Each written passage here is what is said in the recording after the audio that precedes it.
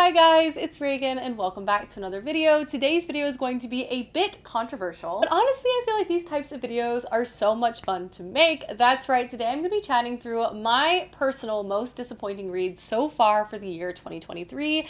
I've read just about 60 books so far this year, and I have 8 books specifically to highlight for my disappointing selects. Obviously, this is just my own personal opinion. If you love these books, not only is there nothing wrong with that, I'm jealous because I pick up every book hoping, wanting to love it, and for one reason or another, these books in particular disappointed me. I feel like this year I'm actually having a very strong reading year. A lot, if not most of what I'm reading is a home run, but due to a variety of factors, these books just didn't quite land as much as I wanted them to.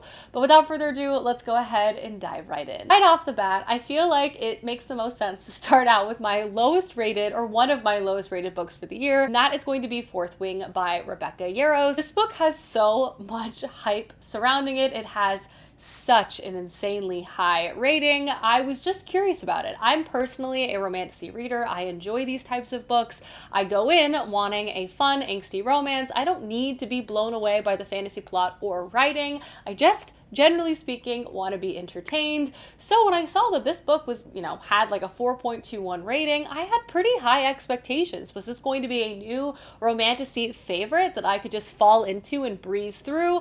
Unfortunately for me, no. It was not even close. Take a step back, let's talk about what this book is about. This is a romantasy story centering a military school in dragon riding. We follow our main character Violet, who at the beginning of the book is basically told by her general mother that she has to enter the academy, even though she has been training to be a scribe her entire life.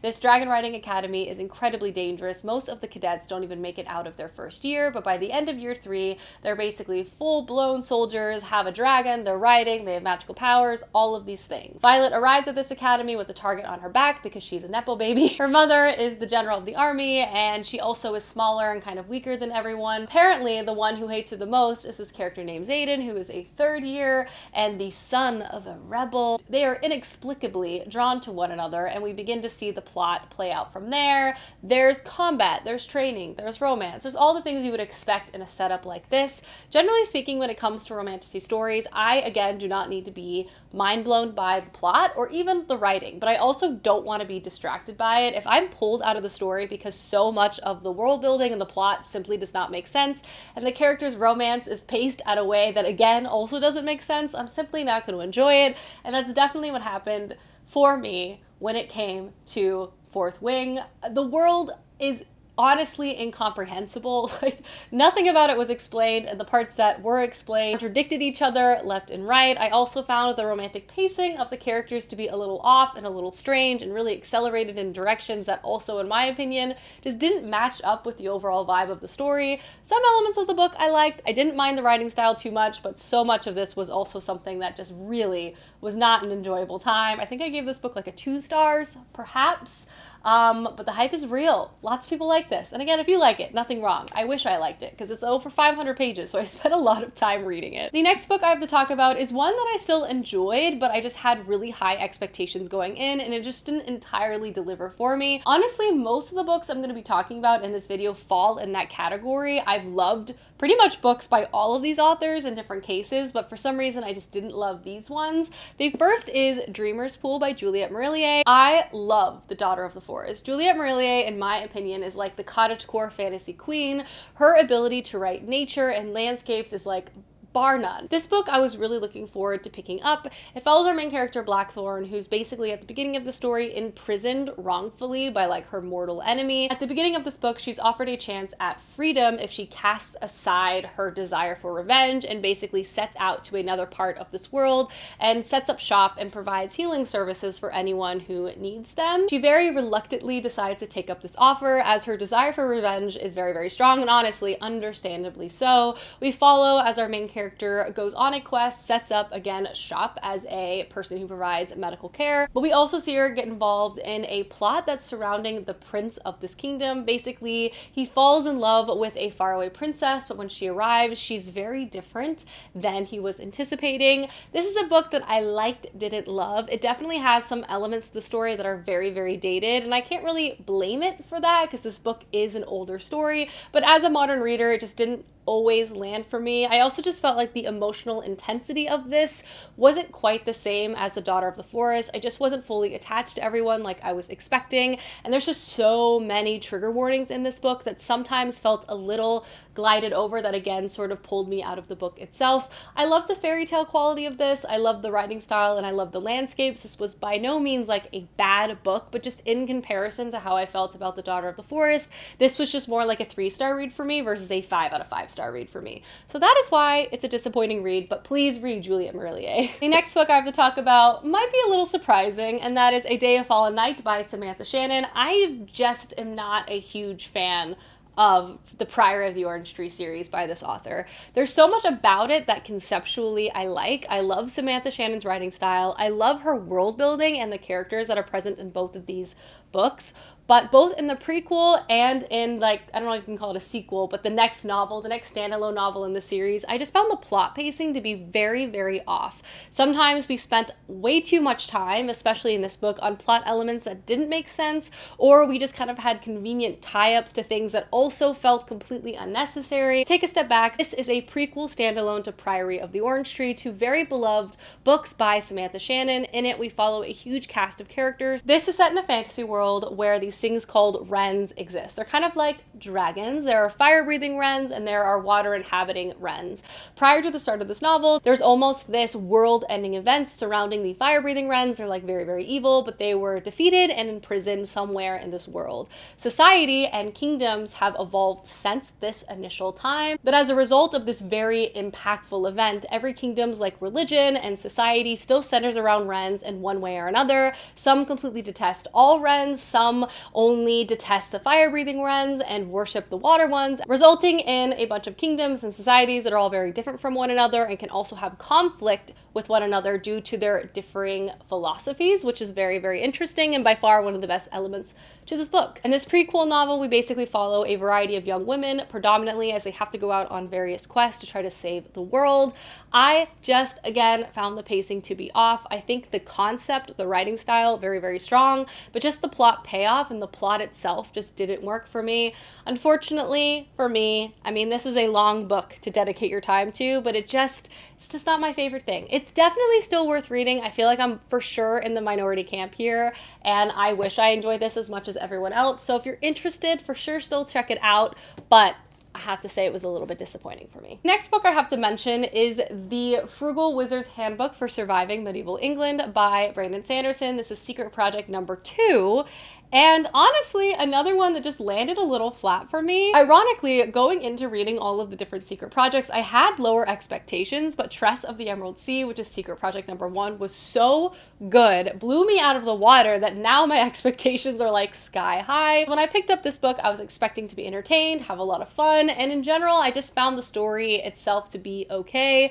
Conceptually speaking, I love the idea. Basically, we follow our main character who wakes up in this sort of medieval England setting, but he has no memory of who he is. He does have a few like very burnt pages from this handbook that basically explains to him that he somehow bought another like dimension or universe, which allows him, a traveler, to arrive in this like medieval England setting to live as ever he sees fits. But once he begins to kind of explore and meet people, he realizes that other people from his world that are very, very bad are also here, and he basically takes it upon himself to try to go on a quest and save, you know, the world, if you will. Here's the deal with this book. Again, I think the concept is rather clever, and I think the illustrations that are present throughout this are really, really fun, but I feel like you're either gonna love or hate this book with the main character, as he's kind of like the predominant aspect of this story. For me, living in this guy's head was just an all right time. I found his humor to not be very funny. He's also just like a man. He's also a detective, police officer from our world, now in this world. And there's just elements to the plot and the main character that I've just found to not necessarily be like crazy unlikable, but I never really liked him much either. So him kind of being the center of the story was just kind of okay for me. I liked a lot of the side characters. Again, the world and the idea was really fun, but the overall execution just wasn't that great in my opinion. It feels weird saying these things about a Brandon Sanderson novel, as I generally love his books, but you know, sometimes I'm just gonna strike out, and that's how I felt about this. Again, definitely not terrible, but also just not one of my favorite reads. Next up, I have the Viscount Who Loved Me by Julia Quinn. I read this after my Bridgerton rabbit hole, as I like to dub that time period. Basically, I decided to check out season 2 of Bridgerton and fell in love. Season 2 angst, the hate to love, the will they won't they, the romantic pacing was perfect in my opinion for a romance story. Side note, I also watched Queen Charlotte, which was also incredible. So if you haven't seen Bridgerton season 2 or Queen Charlotte, I highly recommend you do so, especially if you love like romance, Pride and Prejudice, Jane Austen, Jane Eyre, those types of things. So good. So anyway, I finished season 2 and I said, that was amazing. I watched that whole thing in 24 hours and now I need more. So I was like, you know, let's check out the book and see if it's as comparable as the season, then maybe I can continue on with the Bridgerton series by Julia Quinn. And unfortunately, it completely fell so flat for me. Basically, the TV show took aspects of the story and made some really key changes that really made it so much better than the book could ever be. But if you're not familiar with the plotline of the second book, we're basically following the love story of the eldest Bridgerton child, who is a Viscount, and he's looking for a wife who can take on the duties of being a wife of a Viscount. He doesn't want to fall in love because his father tragically passed when he was much younger, and he saw the fallout and the emotional impact that had on not only his mother, but his family. So he just wants to find someone he can be a partner with, but not actually love. You get the idea. Enter in our main character, who is the older sister, spinster character to her beautiful younger sister, who she adores, and she's focused on finding her younger sister like the perfect match for her for the rest of time. A love match, if you will. And our main character, the Viscount, puts his eyes on the younger sister, and then the older sister hates him, and all the back and forth begins to ensue from there. The book just made our main female character so much less interesting. She had a much weaker will. She had a less clear point of view. She was much whinier, much more willing to give in to the Viscount character in contrast to what they did in the television show. I just loved the TV show so much, and the actual book itself was just very underwhelming to me, in my personal opinion. I gave it like 2 stars.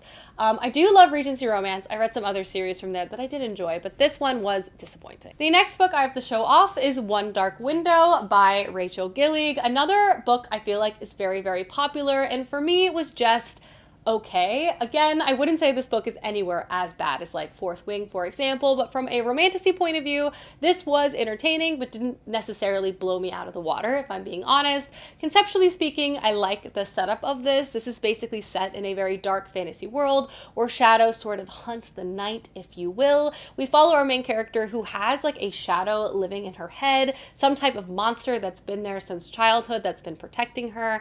In this world, there's also a magic system centered around a deck of cards. If you have a card, a specific card, you're given a specific set of powers, which is actually very, very cool and one of my favorite aspects of this story. Our main character at the beginning of the book is basically kidnapped by a highwayman, and then she realizes that he's actually a powerful political figure. They kind of get roped in with one another. There's some angst, there's some will they won't they. Here's the thing about this book. I liked the setting, I liked the concept, I liked the magic system, but I was never really totally bought in on the romance. The romantic pacing was just not entirely there for me. I wanted there to be more. So this is one of the odd situations of a romantasy story where I think the fantasy part was great, but the romance part was a little lackluster.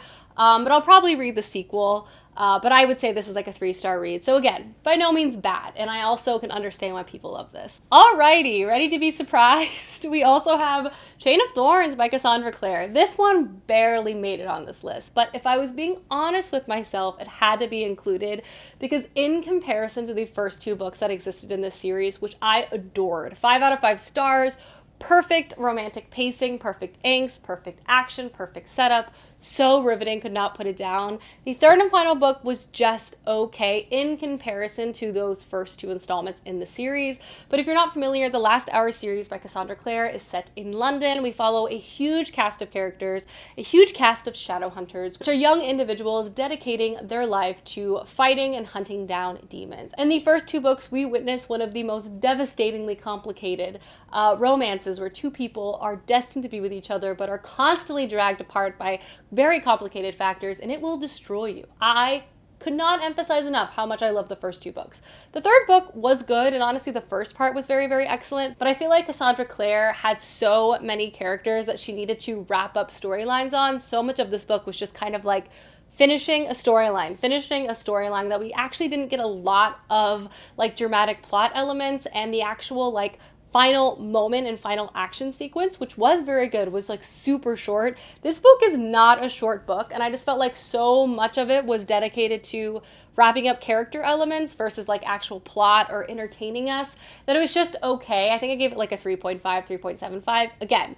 by no means a bad book, but just in comparison to how much I loved the first two books of the Last Hour series, I have to be honest and say I was a little disappointed by this. And then the last book I'm going to show off is The Bone Shard Emperor by Andrea Stewart, another fantasy series I want to love so much, but unfortunately it just doesn't land for me. I read the first one, thought it was okay, but I picked up the second one with such high expectations because everyone said that the world building and the character arcs really got expanded in the story, and I was like, yes, this is finally going to be the moment where I'm sold on this. But unfortunately, I liked it even less than the first one. This has such like strong ideas, but the execution just does not work for me. This is a fantasy story set in an empire which has a lot of inequality, ruled by an emperor who rules with an iron fist. And the reason why rebellions have a hard time kind of getting picked up off the ground is because the emperor has a magic system centered around the building of constructs. These sort of animatronic like things can do a variety of tasks, simple to very complex, and it's actually a really cool part of this book. And my favorite part of this series. We follow a lot of main characters, one of which is the daughter of the emperor, and the other is like a smuggler who's trying to find his lost wife, other rebels in and around the empire, and I just feel like the plot is really, really convenient. Ideas are strong, but how everything sort of unfolds, comes together, is explained, just is like so expected and obvious that it was like hard for me to read at times. I want to love this series so much that it like breaks my heart that I just wasn't a fan of it. Again though, this is definitely one I feel like if you feel like it might be interesting to you, it's worth seeing for yourself. Like, don't just take my word for it, you know what I mean? But unfortunately with this book, I think I'm going to DNF the rest of the series, which I'm so sad about. But yeah, I gave this book like a 2.75 stars. Alrighty guys, those are my most disappointing reads so far of 2023. Please let me know down below some books you've picked up recently that you were not a fan of, as I would love to know. And I will see you soon with another video soon. Goodbye!